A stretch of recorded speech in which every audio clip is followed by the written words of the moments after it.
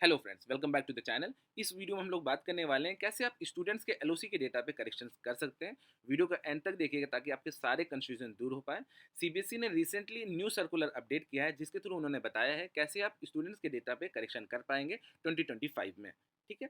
Already CBSE ने पहले एक वेबिनार अटेंड करवाया था जिसमें उन्होंने ये बताया था साफ साफ कि जो भी एलओसी के थ्रू करेक्शंस करने हैं वो एक ऐप के थ्रू होगा। ठीक है। मैंने ऑलरेडी वीडियो शेयर किया है बट ऐसा कुछ है नहीं। इस बार कुछ प्रोसेस दूसरा रहेगा, जैसे कि ऑलरेडी सेंट्रलाइज विंडो खुलती थी उसी टाइप का समथिंग रहेगा। ठीक है। तो वीडियो को एंड तक देखिएगा। चलिए शुरू करते हैं। स्क्रीन पे आप देख पा रहे होंगे न्यू सर्कुलर अपडेट किया गया सीबीएसई की तरफ से, जो कि 8 अप्रैल 2025 में अपडेट किया गया है, जिसका सब्जेक्ट है correction in 2025 LOC data in CAMC. अब सीएएमसी क्या होता है? ये होता है centralise admission master control portal. ठीक है। इसी के थ्रू क्या होता है, एलओसी के डेटा में चेंजेस किए जाते हैं। तो मैं इस लेटर का आपको कंक्लूजन बता देता हूँ। फर्स्ट एंड सेकेंड पॉइंट है, उसमें ये बताया गया है कि जब सीबीएसई का रजिस्ट्रेशन प्रोसेस चल रहा था तो स्कूल को डायरेक्ट किया गया था कि जब भी आप अपलोड करेंगे डेटा तो आप दो चीज़ के लिए रिस्पॉन्सिबल होंगे। स्पेलिंग ऑफ स्टूडेंट्स का name, mother's name, father's name, ये चीज़ें करेक्ट फिल होनी चाहिए स्कूल के रिकॉर्ड के हिसाब से। साथ ही साथ डेट ऑफ बर्थ का भी उन्होंने यही चीज़ बताया था। बट 4-5 रिमाइंडर्स देने के बाद भी, जो कि डेट मेंशन है आप लेटर पे देख पा रहे होंगे, तब भी बहुत से स्कूल से मिस्टेक हो गई है, कुछ इन्फॉर्मेशन गलत फिल हो गई है। तो सीबीएसई के पास कई स्कूल्स ने रिक्वेस्ट किया था जिसके थ्रू उन्होंने एट द एंड फैसिलिटी दी है, मींस करेक्शंस की फैसिलिटी दी है, जो कि 9 अप्रैल से लेके 17 अप्रैल तक ओपन रहेगा, जिसके थ्रू करेक्शन स्टूडेंट के डेटा में पॉसिबल हो पाएगा। अब आपको क्या करना है, मान लीजिए आपके स्कूल में एक बच्चे का करेक्शन है, तो आपको क्या करना है, आपको एक पीडीएफ बनानी पड़ेगी। उस पीडीएफ में आपको क्या क्या रखना है, admission form, admission withdrawal register and TC. ठीक है।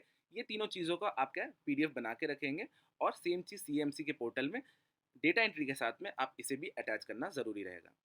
ठीक है। आगे बढ़ते हैं। आप यहाँ पे एक्टिविटी वाले टेबल पे देख रहे होंगे, यहाँ पे लिखा हुआ है entry of correct particulars by the school along with the uploading one single PDF containing admission form, admission withdrawal register and TC if required. ठीक है। तो इस चीज़ का ध्यान रखिए, एक बच्चे की एक पीडीएफ आपको बनानी पड़ेगी। ठीक है। अगर आप पीडीएफ को कंबाइन नहीं कर पा रहे हैं, कोई इशू आते हैं, तो आप डायरेक्टली मुझे मेल कर सकते हैं, मैं उसमें भी हेल्प आपकी कर दूंगा। शेड्यूल कब तक आप ये चेंजेस करवा सकते हैं? ये करवा सकते 9 अप्रैल से लेके 17 अप्रैल तक पोर्टल ओपन रहेगा, तो इस बीच में स्कूल्स ये चेंजेस कर सकते हैं और अप्लाई कर सकते हैं। ध्यान रहे कि ये फ्री सर्विस नहीं रहेगी, सीबीएसई को आपको 1000 रुपीज़ पे करने पड़ेंगे। अब इसके कुछ कंडीशंस भी हैं। आप क्या क्या करेक्शंस कर सकते हैं उसके बारे में आगे डिस्कस करते हैं, उसको भी देख लेते हैं। ठीक है। अब पेज नंबर 2 पे दिया हुआ है, फॉलोइंग में please be noted by the school for the needful action. First point पे आप देख पा रहे होंगे, जो भी रिक्वेस्ट सेंड किया था सीबीएसई को आपने अर्लियर, वो सारी रिक्वेस्ट भी इसी पोर्टल के थ्रू एक्सेप्ट किए जाएंगे। इन केस अगर आपकी कोई भी रिक्वेस्ट रिजेक्ट कर दी गई है तो no changes in data will be allowed है, तो इस चीज़ का आपको ध्यान रखना होगा। सेकंड पॉइंट पे आप देख पा रहे होंगे, no request for any correction will be accepted hereafter and data finalise will be use for providing marks statement to the candidate. Mean जो अपॉर्चुनिटी अभी एलओसी करेक्शन डेटा के लिए मिल रही है, इस बीच में अगर आपने करेक्शंस नहीं किए तो जो डेटा आपका फाइनलाइज हुआ था उसी अकॉर्डिंगली आपकी मार्कशीट सबके स्टूडेंट्स की आ जाएगी, तो इस चीज़ का आपको ध्यान देना होगा।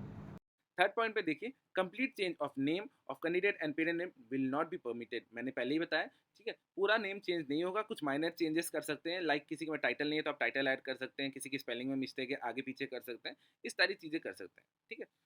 फोर्थ नंबर में देखते हैं, some illustration of permissible corrections are given in the auxiliary A. कहने का मतलब ये है कि जो कुछ टर्म्स के अंदर आएंगे करेक्शंस वही पॉसिबल होंगे जो कि इस फाइल में अटैच्ड है, वो अभी मैं बात करता हूँ आगे। ठीक है। फिफ्थ नंबर में देखिए, मैंने ऑलरेडी बताया था 1000 रुपये पर कैंडिडेट चार्ज किया जाएगा करेक्शन के लिए, जो कि रेगुलर कैंडिडेट्स होने चाहिए। साथ ही साथ ये डिपॉजिट होगा रीजनल ऑफिस को। ठीक है।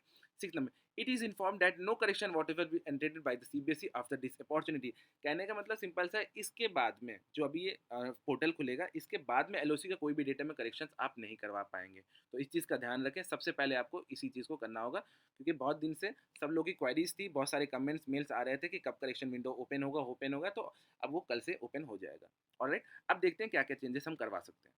ठीक है। ये देखिए, सीएमसी का मैंने फुल फॉर्म बताया, central admission master correction portal या centralize admission master correction portal, ये होता है। ठीक है। अब रेगुलर कैंडिडेट्स में क्या क्या चेंजेस कर सकते हैं।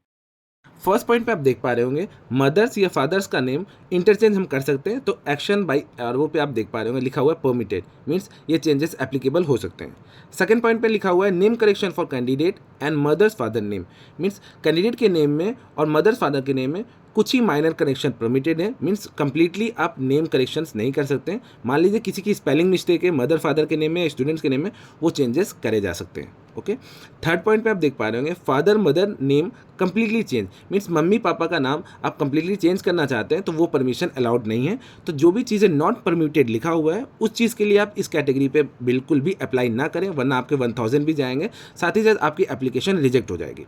फोर्थ नंबर पॉइंट पे आप देख पा रहे होंगे FLN कोड करेक्शंस, जो कि इंप्रूवमेंट टू फुल सब्जेक्ट, इसके लिए परमिशन है। तो हाँ, इसके लिए भी परमिशन परमिटेड है और RO अपनी तरफ से इसकी एलिजिबिलिटी क्राइटेरिया देख के उसको परमिशन अलाउ करेगा। फिफ्थ नंबर पॉइंट पे फोटो करेक्शन से रिलेटेड अगर आपको अपडेशन करना है या कोई करेक्शन करना है तो वो भी परमिशन अलाउड है। ठीक है, 7 नंबर पॉइंट डायरेक्टली दिया हुआ है, 6 नंबर पॉइंट शायद डिलीट कर दिया गया है। ठीक है, तो 7 नंबर पॉइंट पे लिखा हुआ है DOB करेक्शन, देखिए जो कि डेट ऑफ बर्थ है। अगर किसी भी बच्चे का डेट ऑफ बर्थ का करेक्शन है या गलती से आपने गलत फिल कर दिया तो उसके लिए भी परमिशन अलाउड है, बट आपके पास में उसका सपोर्टिव डॉक्यूमेंट्स होना चाहिए वैलिड। ठीक है, 8 नंबर पॉइंट पे है updation in single child field. Single child वाला फील्ड जो अगर आपने गलती से भर दिया है, ठीक है, उस चीज़ को भी आप चेंजेस कर सकते हैं या डेटा को अपडेट कर सकते हैं, उसके भी परमिशन अलाउड है। 9 नंबर में दिया हुआ कैटेगरी चेंज, मीन कोई भी बच्चे को आपने जनरल शो किया है या उसको अब आप OBC पे कन्वर्ट करना चाहते हैं तो वो परमिशन अलाउड नहीं है, तो इस कैटेगरी में भी आप इसको एप्लीकेबल नहीं रहेगा, तो आप इसको फिल ना ही करें। ठीक है, 10th नंबर में जेंडर करेक्शन भी कर सकते हैं, मेल फीमेल पे अगर आपने गलती से भी अपडेशन कर दिया है तो उस चीज़ के लिए भी आप चेंजेस कर सकते हैं।